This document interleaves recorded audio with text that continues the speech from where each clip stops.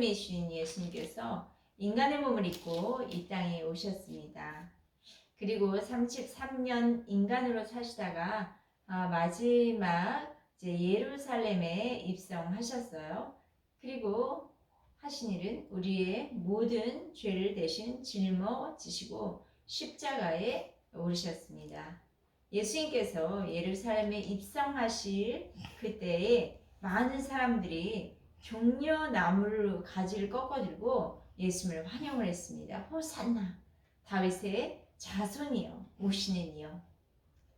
예수님께서 예루살렘으로 처음 들어가신 것은 아니죠. 예수님께서 유대인이기 때문에 유대인의 관습에 따라 12살이 되신 이후로 해마다 6월절이 되면 예루살렘으로 올라가셨을 거예요. 그러나 종료주일에 예루살렘에 들어가신 것은 다른 때와는 전혀 다른 의미가 있습니다. 예수님께서 예루살렘으로 입성하셨을 때 수많은 사람들이 예수님을 왕으로 또 메시아로 영접을 했어요.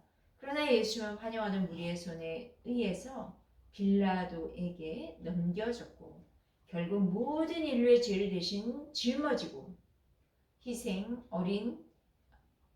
어린 양이 되셔서 십자가에 죽으셨습니다.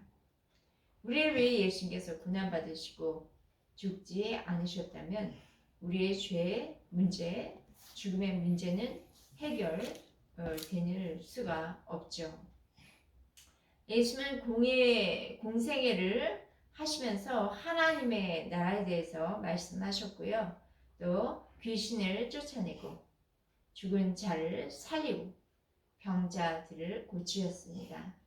그런데 고난과 죽으심이 없었다면 우리의 죄 문제 해결받을 수 있나요?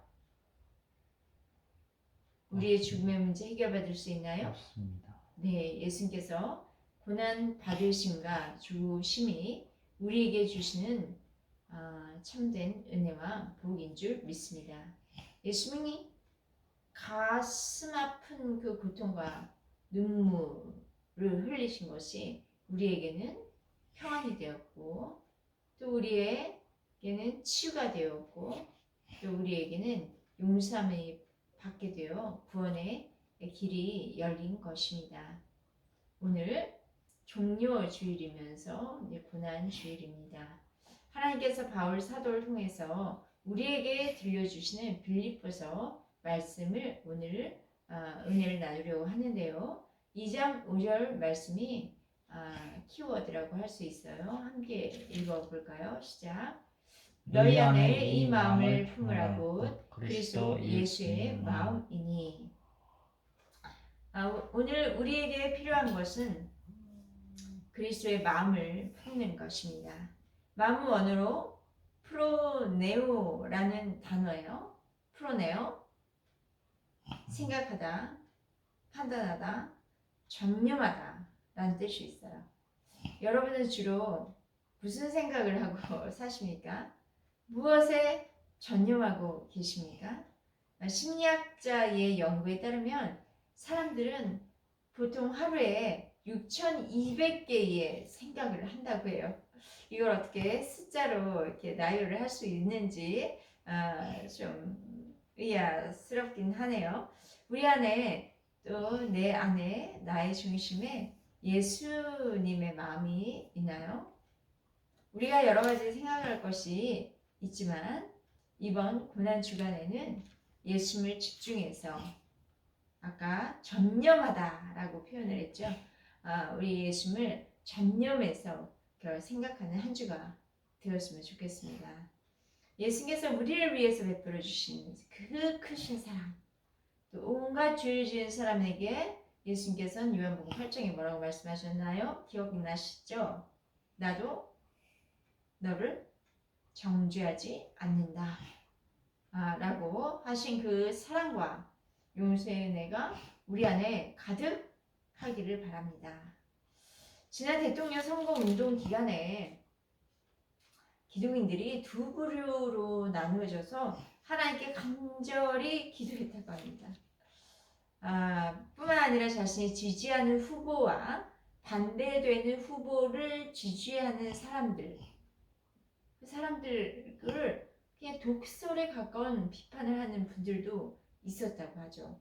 우리는 지금 다른 사람을 비판하고 정죄하는 일에 열중하고 있지는 않은가 돌아보시기 바랍니다. 우리 선거운동 기간 중에 어떤 목사님이 글을 올렸어요. 우리가 지지하는 후보를 위해서 열정을 쏟아붓고 전념하는 만큼 우리가 전도에 전념하여 열정을 쏟아부었다면 더 많은 사람들을 그리스도께로 인도할 수 있었을 텐데 우리가 복음이 아닌 다른 것에 너무 지나친 열정과 전념을 드리고 있는 것은 아닌가, 그런 글이 올랐다고 하죠. 고난주간을 지나고 부활절 준비하면서 예수의 마음으로 하루하루를 살아갑시다. 아멘. 우리 안에 예수의 마음을 품고 그 마음을 세상에 나누는 그런 고난주간을 보내시고 부활절을 맞이하시기 바랍니다. 사도 바울은 예수의 마음을 품으라 이렇게 권면하면서요, 예수의 죽으심과 그 부활의 영광에 대해서 말씀하고 있습니다. 죽으심과 그 영광이라는 제목으로 오늘 은혜 나누려고 합니다. 바울 사도는 예수의 마음을 품으라 그렇게 권면하면서 우리 자신이 어떤 마음으로 공동체를 이루어야 하는지에 대해서 이야기하고 있는데요. 교회는 나 혼자만 서는 게 교회는 아니죠. 부르심받은 에클레시아, 부르심받은 사람들이 모여서 함께 하나가 되는, 그래서 머리는 예수님이시고 그리고 각 지체는 우리 부르심받은 교인들이 하나가 되어 신앙 공동체입니다. 공동체 의식이 있어야 한다는 거예요. 우리가 신앙 공동체로 굳건히 세워지기 위해서는 서로를 돌아보는 돌봄 공동체가 되었으면 좋겠습니다. 여러 가지 신앙 공동체는 우리가 이렇게 되었으면 좋겠습니다. 저렇게 되었으면 좋겠습니다. 이야기할 수 있는데요. 오늘은 돌봄 공동체에 앞으로 조금 포커스를 맞춰서 우리 하나님의 그 뜻을 살펴보았으면 좋겠습니다. 예수의 마음을 품는 것은 예수를 본받는데 가장 기본이 되지 않습니까? 우리가 세워갈 공동체는 그 예수님의 마음으로 서로를 돌보는 그런 돌봄 공동체가 되길 바랍니다. 우리 예봉교회 가족교회도 돌봄 공동체가 되어서 서로를 지금 내가 얼마나 돌보고 있는가, 서로에 대해서 돌보려면 관심이 있어야겠죠. 내가 얼마나 관심을 가지고 돌보고 있는가 돌아보시면서 다시 한번 새롭게 돌봄 공동체가 되기를 내 마음에 좀 결심하셨으면 좋겠습니다. 2장 1절과 2절 말씀을 같이 읽도록 하겠습니다. 빌립보서 2장 1절과 2절 말씀입니다. 시작. 그러므로 그리스도 안에 무슨 권면이나 사랑의 무슨 위로나 승리의 무슨 교제나 긍휼이나 자비가 있거든 마음을 같이하여 같은 사랑을 가지고 뜻을 합하며 한 마음을 품어. 교회 공동체에서는 권면과 위로 또 성령의 교제가 있습니다. 권면이란 무슨 뜻입니까? 권면하다. 네, 하나님 권면하다. 이것은 하나님의 말씀에 근거한 권면이 되어야겠어요. 우리 사도 바울께서도 성령 안에서 하나님의 말씀으로 각 교회에게 본인이 개척한 교회뿐만 아니라 또 다른 교회에게도 하나님의 말씀으로 권면을 했습니다. 이 교회에서 바른 신앙 생활하기 위해서는 또 목사님이 교인들에게 권면하는 거 이런 거뿐만 아니라 신자들 안에 서로 권면하는 것이 필요합니다. 그런데 권면할 때는 책망이나 비판을 하려고 권면하는 것이 아니라요. 그렇게 되면 어떻게 되겠어요? 자기 기준으로 책망하고 비판을 하는 권면이라면 다른 사람에게 상처를 주고 낙심하도록 하지 않겠습니까? 그러나 우리가 권면하는 이유는 더 말씀을 듣고 힘을 내서 분투하도록 하는 그런 목적이 있습니다. 그리고 교회 안에서의 권면은 연약한 믿음을 더 굳세게 돕는 그런 역할을 한다는 것이죠. 또 권면 다음에 교회 공동체에서 반드시 빠지지 않고 있어야 할 것은 사랑의 위로입니다. 위로도 위로하되 그냥 입으로만 하는 립 서비스가 아니라 마음에서 우러나는 사랑의 위로입니다. 그리스도께서 자신의 핏값으로 세신 그 교회를 사랑하신 것처럼 바울도 빌립보 교인들을 사랑한 것처럼, 그리고 그리스도인들도 우리 공동체 안에서 서로가 서로를 연약한 가운데 있는 형제를 또 사랑으로 위로하는 것입니다. 위로는 이렇게 사랑에 근거한 것이에요. 위로한다고 립 서비스 한다고 하다가 자칫 잘못하면 예민한 사람에게는 상처를 주는 경우도 있어요. 그런데 우리의 말이 예수 그리스도의 마음 또 그 사랑을 품고 그 위로를 한다면 이심전심이겠죠. 그 사랑이 잘 전달되어집니다.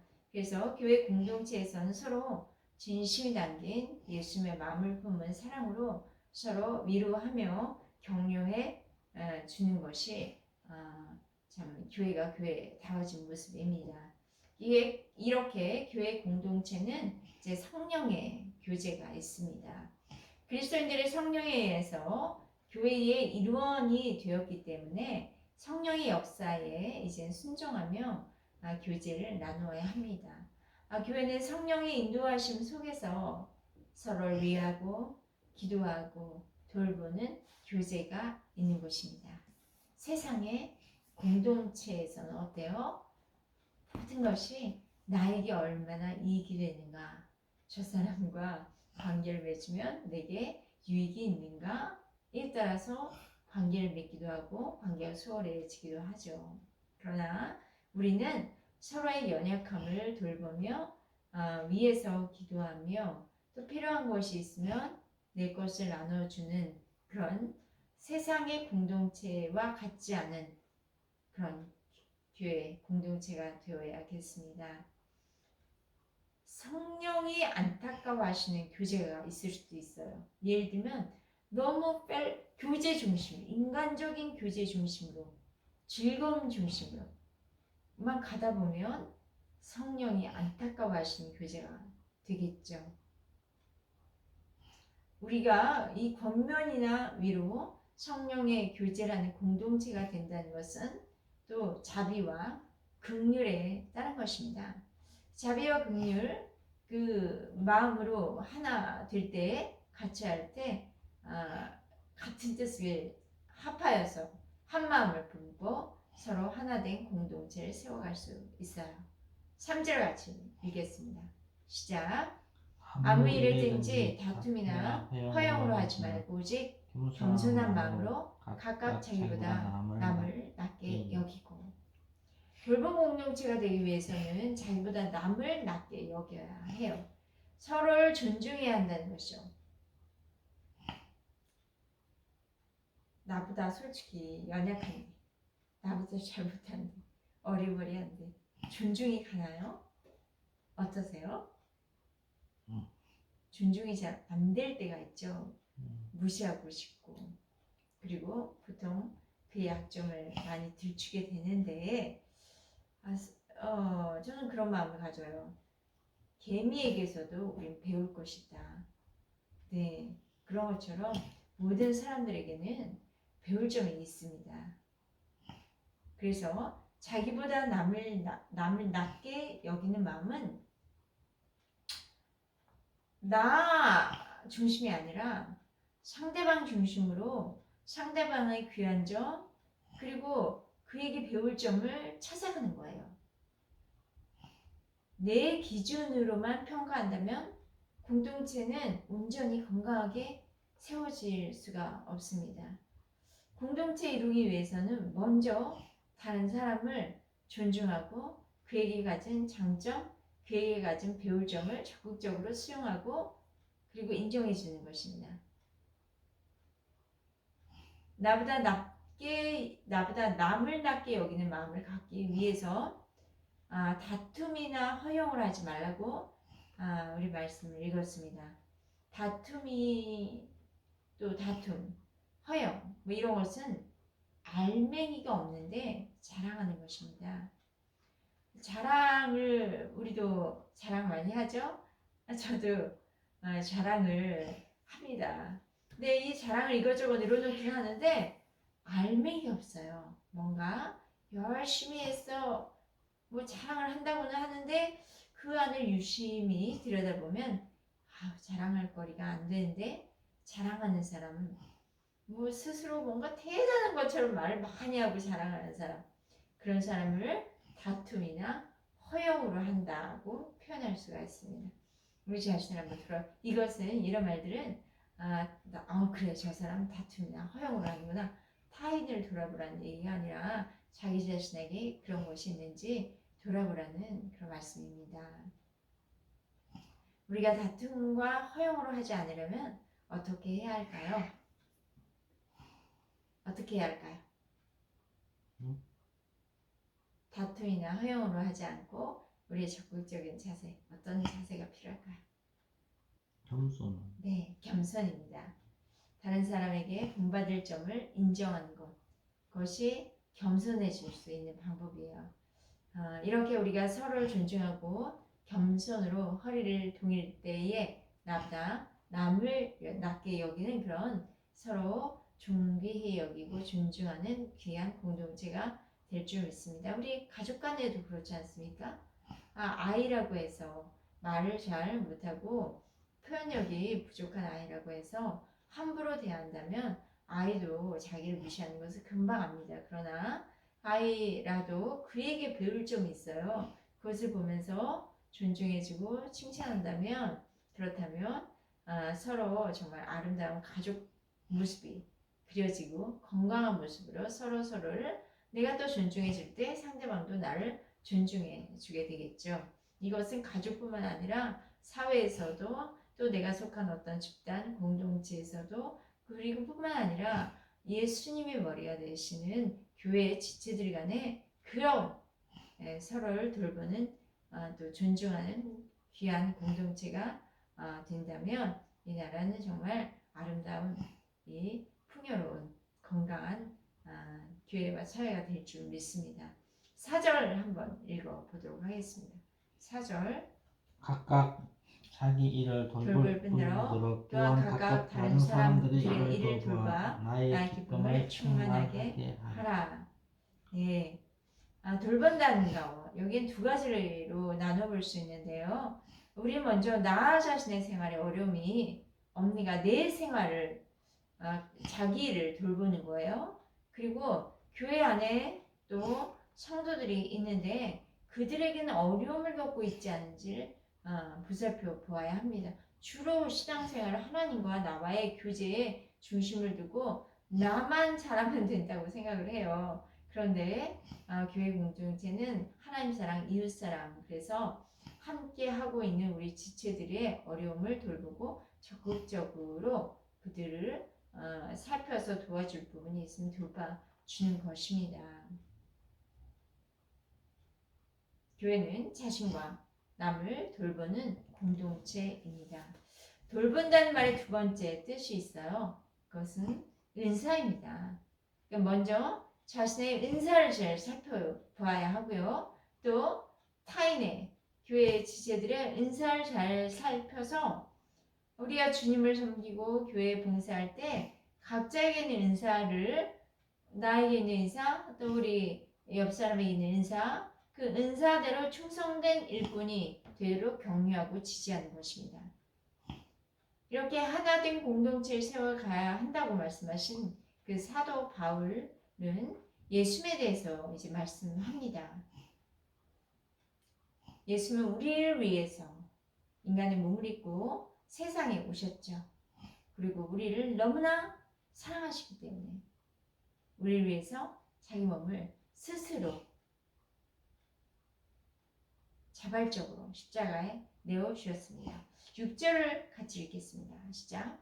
그는 근본 하나님의 본체시나 하나님과 동등됨을 취할 것으로 의지 아니하시고 그리스도는 하나님의 본체세요.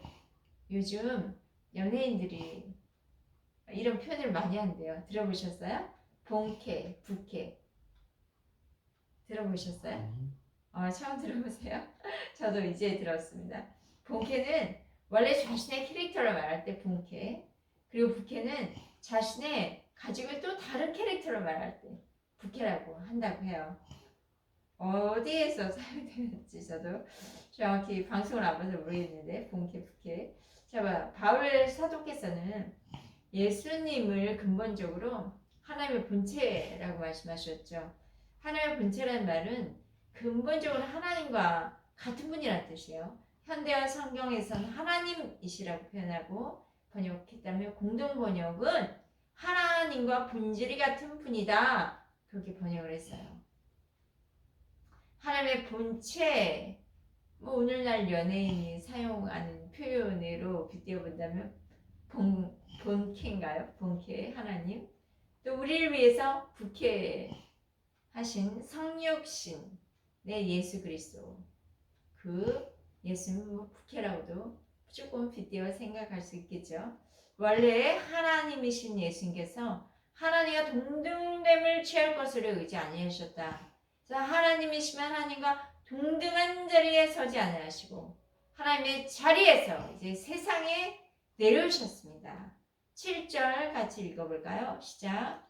오히려 자기를 비워 종의 형체를 가지사 사람들과 같이 되셨고 그리스도께서는 하나님과 동등하시지만 동등하심을 버리고 자기를 비워 종의 형체 입으셨습니다. 사람의 형체를 입으셨고 하나님이 아닌 친히 사람과 같이 되셔서 이 땅에 오신 거죠. 자기를 비워 하나님의 권능을 버리고 이 무기력한 인간의 모습을 입으셨다는 거예요. 여러분, 내가 가진 특권을 자랑하는 이 시대에 내가 가진 특권 하나 버려볼까요? 어떠세요? 내가 가진 특권 생각해보세요. 그거 하나 버린다고 생각해요. 저는 제가 가진 이 집만의 어떤 하나의 특권, 그걸 잘 누리고 있는데 그거 버린다고 생각하면 굉장히 고민을 많이 해요. 대단한 특권도 아니고 별것도 아닌 특권이죠. 조그만한 누리고 있는 것들 그거 버린다고 생각하면 너무 아까워요. 아깝기도 하고 이거 버리면은 허전한 거죠. 이렇게 힘을 못 쓰는 이런 사태가 벌어지게 된 무력한 상태에 있고 싶지 않은 거죠. 여러 가지가 있어요. 내 육체적인 거, 물질이라든가 아니면 보이지 않는 어떤 권위, 권세, 내가 가지고 있는 그런 여러 가지 것들이 있다는 거죠. 그거는 당연히 내가 누릴 수 있는 것인데 그거 하나만이라도 지금 다 묵상해 보세요. 하나만이라도 그거 없어진다. 그것도 타인을 위해서 그걸 없앤다. 쉽지 않습니다. 그런데 예수님께서는 자기 생명을 주셨습니다. 예수님께서 인간의 몸을 입고 오신 것만 해도 참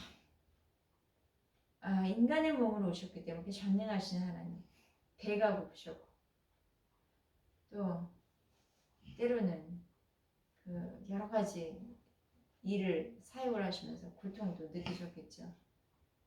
빌라도의 법정에서는 십자가 처형을 언도 받으셨는데 로마의 부인에게 채찍을 맞으셨어요. 이건 정신적으로나 뿐만 아니라 육체적으로나 영적인 건 모든 것이 다 고통이었겠죠. 우리와 똑같이 고통을 느끼셨습니다. 예수님 가시면류관에 이게 찔리신 저기 우리 사진이 예수님의 가시면류관 쓰시고 사진이 있습니다. 저는 이제 저걸 이렇게 보면서 이때 고통에 대해서 좀 생각해 보게 되는데요. 예수님께서 십자가에 달려 돌아가실 때 우리가 느끼는 고통, 모든 고통을 다 인간으로서 느끼는 고통을 다 느끼신 것이죠. 바울 사도는 그리스도께서 하나님과 동등됨을 버리시고 스스로 하나님의 권능을 버리시고 연약한 인간이 겪는 모든 아픔과 고통을 겪으셨다고 강조하고 있습니다. 근데 어떤 사람들은 예수님은 하나님이시니까 그냥 고통 없지 않았을까요? 뭐 이런 질문들 해요. 근데 예수는 완전한 인간이셨어요. 뭐 반쯤 인간이 아니라 완전한 우리의 성정을 가지신 분이셨습니다. 우리가 이런 거 한번 생각해 보세요. 내가 수술을 받는데 마취 없이 받는 수술, 또 마취를 하고 받는 수술 너무 다르지 않습니까? 마취 없이 수술 받는 것처럼 예수님께서는 마취 없이 십자가의 고통을 몸으로 그대로 받으신 것입니다. 8절 같이 읽어볼까요? 시작. 사람의 모양으로 나타나사 자기 낮추시고 죽기까지 복종하셨으니 곧 십자가에 죽으시면 하나님의 신 예수님께서 하나님의 모든 권능을 다 버리시고 완전한 인간이 되셔서 이 땅에 우리와 함께 하시면서 우리를 위해 죽으셨습니다. 그것은 예수님께서 우리를 위해 죽으신 것, 철저하게 하나님의 말씀에 복종하신 것이라고 설명하고 있습니다. 복종이라는 말은요, 그대로 받아들인다는 뜻입니다.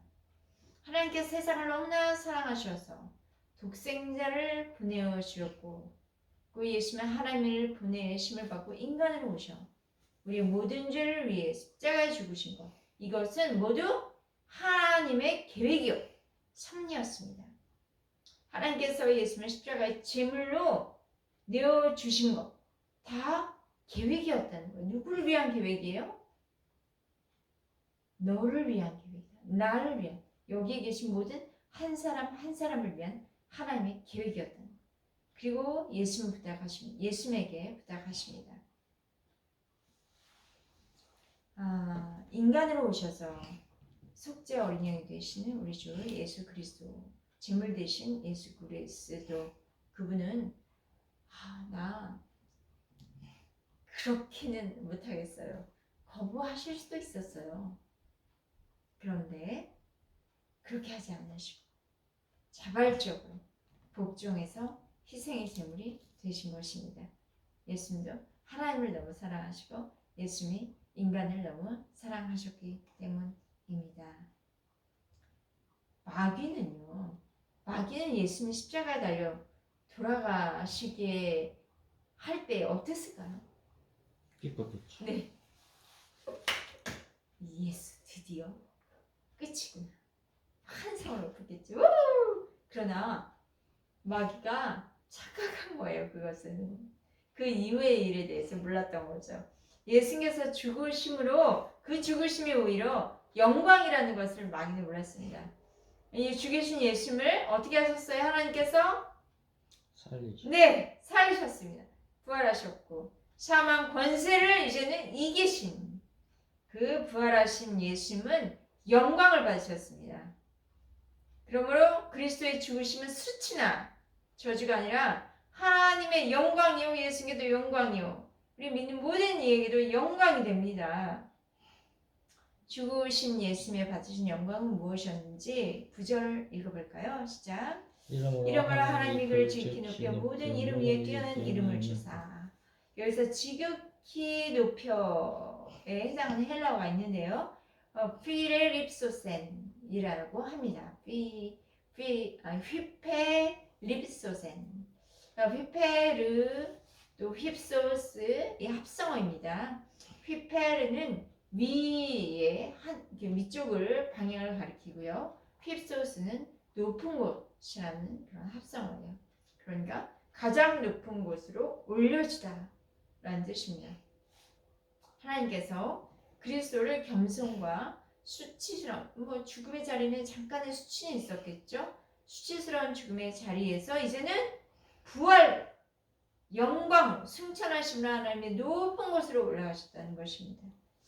하나님의 자리를 버리시고 인간으로 오셔 죽기까지 복종하신 그리스도를 하나님께서 가장 높은 자리, 가장 높은 그 높은 자리의 그 위치 뭐 어떤 위치만을 얘기하는 게 아니라 특권 권세를 이야기하는 것이죠. 그리고 예수님의 이름을 모든 이름 위에 뛰어난 이름으로 되게 하셨습니다. 인류 역사 가운데 예수님의 이름은 가장 뛰어난 아름다운 위대하신 이름인 줄 믿습니다.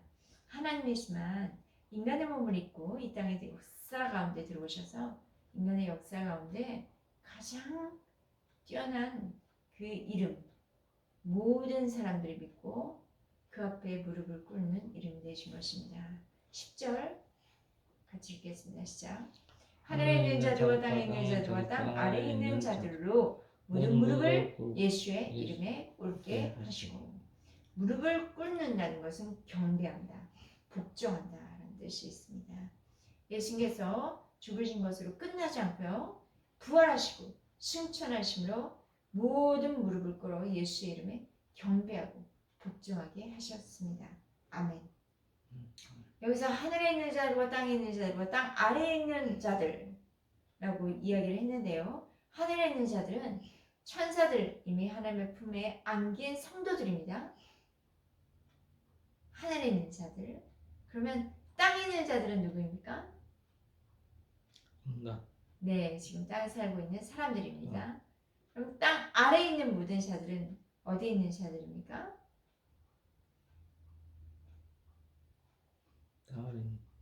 땅 아래 지옥을 뜻합니다. 예수님께서 다시 오실 때에 하늘과 땅과 지옥에 있는 모든 존재들이 예수 앞에 무릎을 꿇어 경배하고 복종하게 되는 것입니다.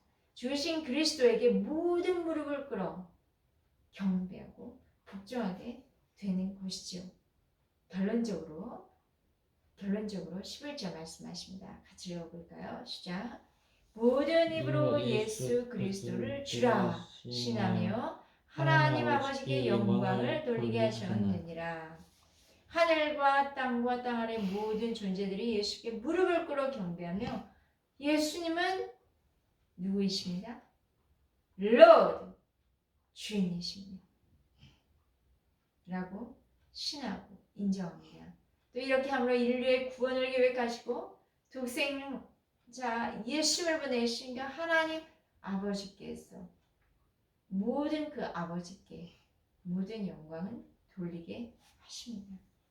그리스도는 우리를 위해서 우리 공동체뿐만 아니라 나를 위해서 죽으셨습니다. 그러나 부활 승천하심으로요 모든 이름 위에 뛰어난 이름이 되셨고 모든 무릎이 꿇어 경배하는, 그러면서 주님이라고 불러 하나님 아버지께서 영광을 받으시게 된 것입니다.